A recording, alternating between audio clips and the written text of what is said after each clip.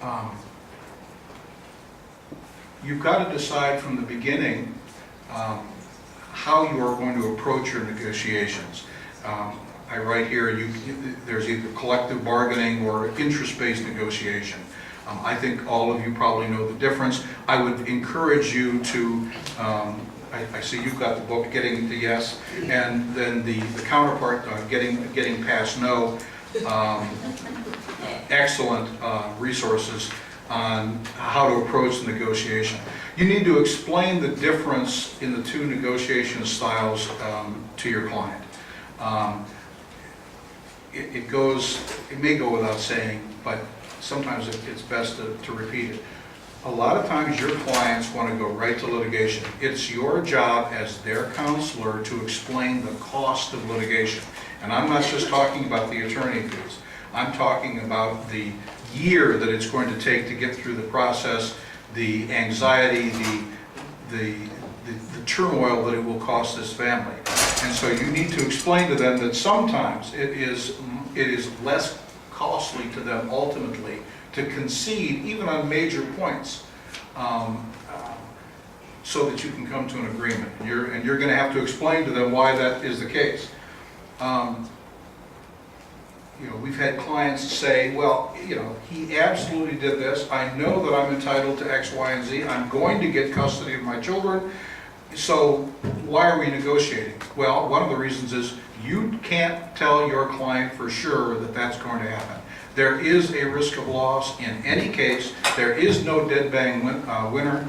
Judges and magistrates, and if it's a non-DR case, juries are human. They make mistakes. Sometimes they simply get it wrong, and you've got to explain that to your client and make sure they understand that is another one of the risks of going to court. I get all the time from young lawyers and some older lawyers, here's the proposal, take it or leave it, in words to that effect. A take it or leave it offer usually communicates weak negotiating skills. By saying that in your letter, you are communicating to the other side weak negotiating skills. When you make a take it or leave it offer, and you better be careful what you're asking for, because you're going to get it more times than not. When I get a take it or leave it offer from the other side, I tell my client that we're on our way to winning the case. If you make a take it or leave it offer and they don't take it, what are your options at that point? You either now have to go to court and try the case, and you've missed the opportunity to try to reach a compromise, or, and equally bad, you then have to back off of your take it or leave it offer. That makes your ability to negotiate in that case much weaker in the future, and in any case where you're going to be dealing with that lawyer, you have lost credibility, and they will have a long memory for that, I guarantee it. So avoid take it or leave it offers. Next decision you need to make when you're doing your negotiations and your written negotiation is how are you going to approach the negotiation? Are you going to say this is going to be a take it or leave it type deal? Or are you going to say we're going to be able to agree to disagree? We are going to, I write, piecemeal the negotiations. Now, I understand that no deal is a final deal until it's written. Okay? And so even if you've taken the approach with your opponent, we're going to agree to disagree. If at the bottom, at the end, one of the parties simply won't sign the agreement, won't agree to that 10th item, the 9 items that you have tentatively agreed to are not going to be enforceable. But it's a matter of commitment with the other side. When you are plowing through item by item, if, as I write in my outline, if you've agreed to 9 items and you get stuck on the 10th, why throw the 9 away? Why have you will have wasted all that time? What you need to do is be creative. You need to figure out a way to resolve that 10th item. You need to let the parties sit back and then either submit that 10th item to arbitration, perhaps to mediation, or if you have to go to court, what you're going to be telling your client, and hopefully your opponent is going to be telling his or her client, is we're going to give this one issue to the judge, and we're going to live, we're going to live with that. Now there are many times when the two things are interrelated: spousal support and child support. Okay, we tentatively agreed that the child support or the spousal support would be X, but we disagree on child support. Well, as we all know, if you do DR work, as child support goes up, spousal support usually goes down. It's a package deal.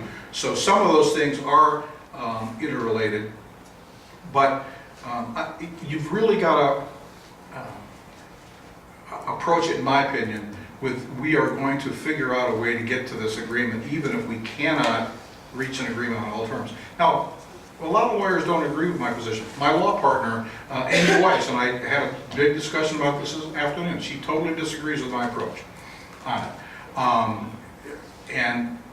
But for me, it's worked. It's worked for the better part of 30 years. So, what's the rationale for not agreeing what you can agree to?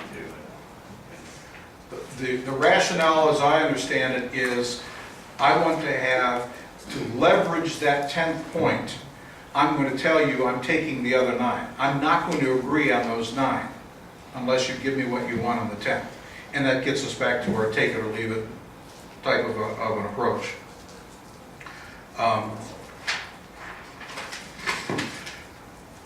When I'm writing my settlement letters,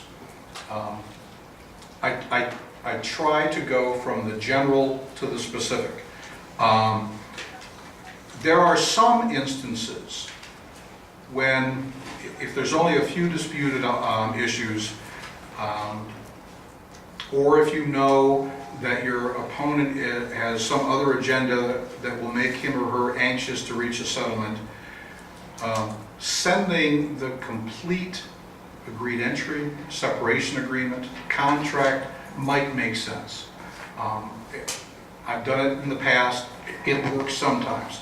But it really has to be a situation where there is some agenda on the other side that's going to make them want to reach an agreement pretty quickly. And so you draft the whole thing and you send it and you hope for the best. Usually that doesn't work. And so in most disputes, you shouldn't send that complete agreement over, because sometimes when you do, even if the major terms in your contract or separation agreement are otherwise agreeable, there may be some small point, I refer to it as minutia, that the other side is going to get hung up with. And now you're going to be discussing those specific terms before you really have reached an agreement on the overall, the general issues, the big issues. So I like to start with the general, then I moved on to the specific. Who should make the first proposal? I had a judge just the other day say, well, in my court, I really don't care who makes, both sides, should feel free to make that first proposal. Well, that's the judge, is nice for him to say that, but in the real world, you want the other side to make the first offer. You want to see what they're asking for and then come back. Well, that's easier said than done. As a general rule, when I'm explaining to my client whether we should make the first offer or not make the first offer, I try to explain to them that the person who is asking for things, asking for money, asking for child support, that person generally will go first with a proposal. I liken it to, sitting at the table and the person on the other side wants some of the pile of beans that you have in front of them. Well, if you start the negotiations off by pushing a pile of your beans over to their side, if they're smart, they're going to sit there, they're not going to say anything until you stop pushing. And now you're negotiating, you've now set either a floor or a ceiling for the negotiations and you're stuck.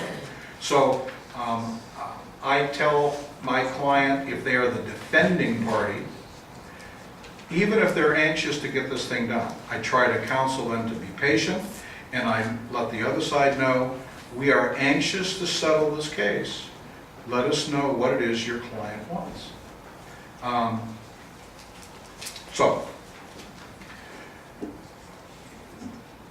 how do you actually frame your settlement letter?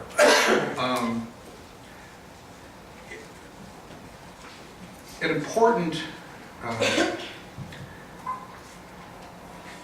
fact I think that a lot of lawyers miss is when they're doing a settlement letter, they tend to be too flowery, they tend to be verbose.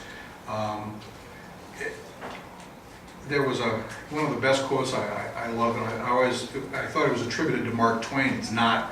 I'm sorry that I wrote such a long letter. I didn't have time to write a shorter letter.